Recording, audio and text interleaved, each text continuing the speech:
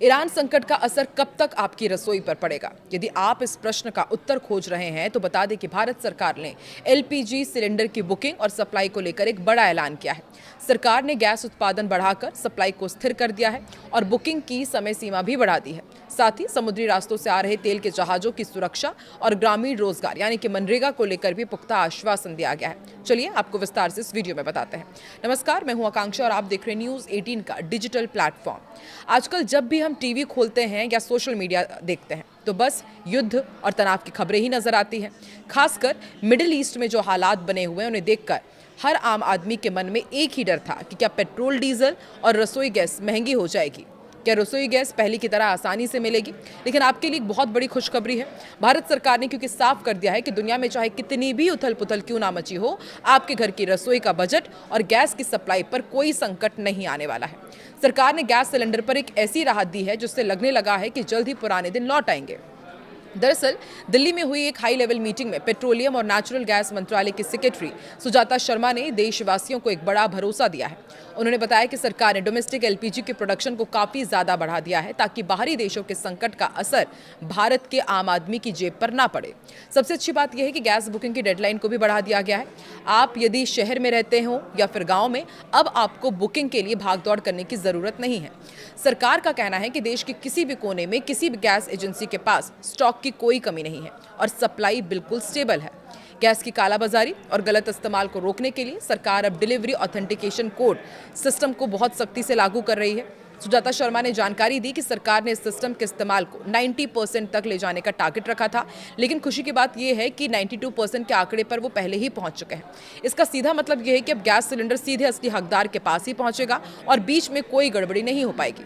इसके अलावा commercial gas की सप्लाई को भी 70% तक फिर से पटरी पर ला दिया गया है, जो बिजनेस करने वालों के लिए एक बहुत बड़ी राहत है। छोटे सिलेंडर्स की मांग में भी जबरदस्त उछाल देखा जा रहा है। अगर पिछले कुछ दिनों के आंकड़ों पर नजर डालें तो 5 किलो वाले छोटे सिलेंडर्स की बिक्री काफी बढ़ गई है। सरकार ने इस बारे में जागरूकता फैलाने के लिए देश भर में करीब 7,000 कैंप लगाए हैं, जिसका नतीजा ये रहा कि 3 अप्रैल से अब तक 1 लाख से ज्यादा 5 किलो वाले सिलेंडर बेचे जा चुके हैं। ये उन लोगों के लिए बहुत मददगार साबित हो रहा है जो एक साथ बड़ा सिलेंडर नहीं खरीद सकते या जिन्हें कम गैस की जरूरत होती है। समुद्री रास्तों से आने वाले तेल और गैस की सुरक्षा को लेकर भी सरकार पूरी तरह मुस्तैद है। शिपिंग मंत्रालय के डायरेक्टर मनदीप सिंह रंधावा ने एक बड़ा अपडेट दिया और बताया कि भारत का जहाज देश गरिमा जो 97,000 मीट्रिक टन कच्चा तेल लेकर आ रहा है, बिल्कुल सुरक्षित है। ये जहाज हाल ही में हॉर्मुज से बिना किसी रुकावट के गुजर चुका है। हालांकि पिछले 48 घंटों में उस इलाके में गोलीबारी की कुछ घटनाएं हुई थी, जिसमें भारत के 2 जहाज सनमार हेराल्ड और जग अर्नव भी आसपास थे। लेकिन अच्छी बात यह है कि किसी भी क्रू मेंबर को कोई चोट नहीं आई और सब सुरक्षित हैं। विदेश मंत्रालय भी इस पूरी स्थिति पर पैनी नजर बनाए हुए हैं। एडिशनल सेक्रेटरी असीम आर महाजन ने बताया कि खाड़ी देशों में रहने वाले भारतीयों की सुरक्षा सरकार की पहली प्राथमिकता है। इसके लिए एक स्पेशल कंट्रोल रूम बनाया गया है जो 24 घंटे काम कर रहा है। सरकार हर राज्य और केंद्र शासित प्रदेश के संपर्क में है ताकि किसी भी इमरजेंसी की स्थिति में तुरंत मदद पहुंचाई जा सके। इसी सिलसिले में national security advisor Ajit Doval ने भी सऊदी अरब का दौरा किया और वहां के बड़े मंत्रियों से क्षेत्र के हालातों और भारत के रिश्तों पर लंबी चर्चा की है। ग्रामीण इलाकों में रहने वाले लोगों के लिए सरकार ने एक बहुत जरूरी बात कही है। रूरल डेवलपमेंट डिपार्टमेंट के जॉइंट सेक्रेटरी अमित शुक्ला ने भरोसा दिलाया कि दुनिया में चाहे जो भी अनिश्चितता हो, गांव के विकास के लिए फंड की कोई भी कमी नहीं होगी।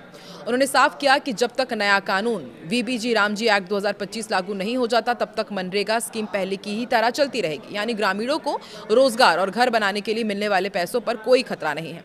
कुल मिलाकर देखिए तो सरकार ने हर मोर्चे पर तैयारी पुख्ता कर ली है, चाहे वो गैस की सप्लाई हो, समुद्री रास्तों की सुरक्षा हो या फिर गाँव का विकास। आम आदमी को घबराने की कोई जरूरत नहीं है।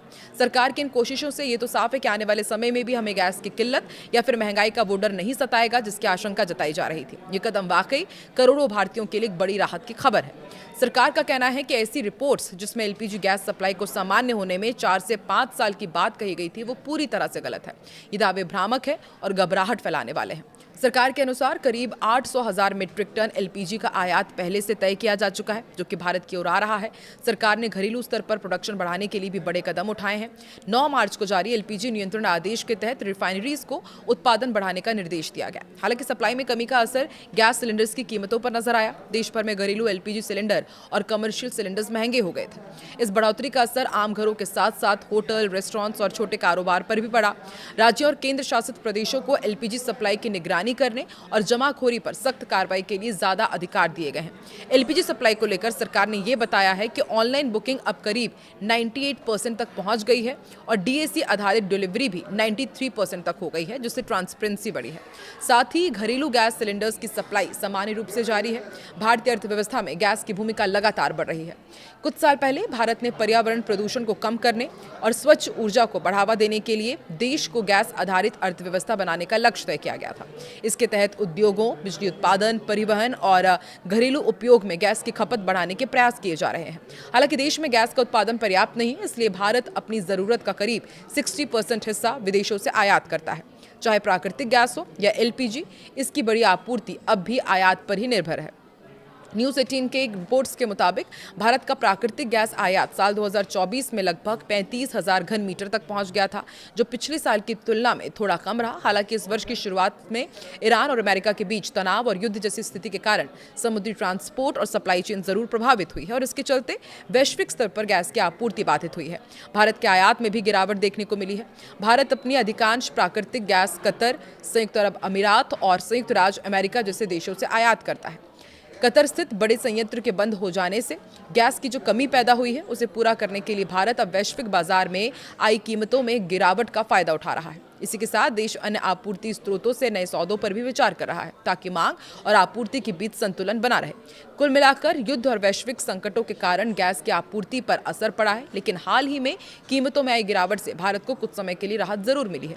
ऐसे में भारत को इस अवसर का सही उपयोग करना चाहिए और भविष्य में स्थिर तथा सुरक्षित गैस आपूर्ति सुनिश्चित करने के लिए लॉन्ग टर्म योजनाएं बनानी चाहिए।